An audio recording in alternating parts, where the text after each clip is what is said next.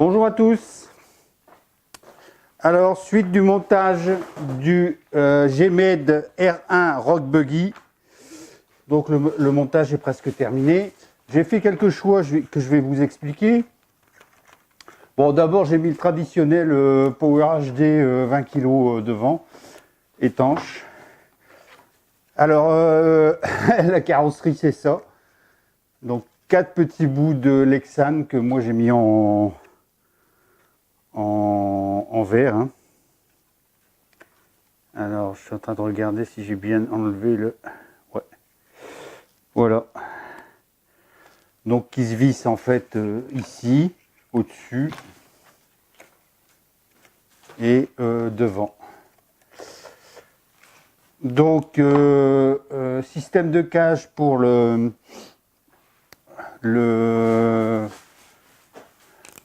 châssis. Donc super, je veux dire c'est super costaud, c'est super, c'est bien foutu en fait.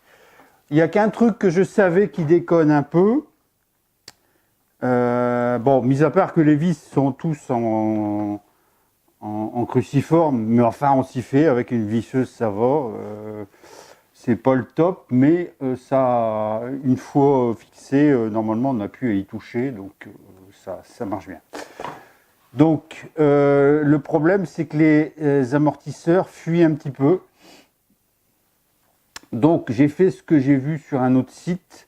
En fait, je les ai montés tête en bas. Comme ça, en fait, l'amortisseur étant dans le bas, il a tendance à ne plus fuir. L'huile restant à l'intérieur.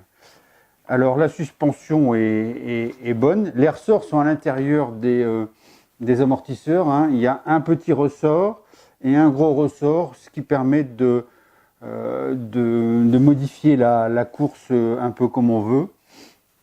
Alors le débattement est très important. Hein. Moi j'ai pratiquement un point et demi de débattement devant. Donc c'est bien, c'est chouette.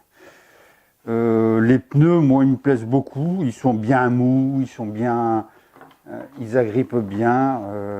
Alors, il faut savoir que c'est vraiment un crawler, c'est-à-dire il n'y a pas de slipper, il n'y a rien. Les ponts avant, ponts arrière sont bloqués.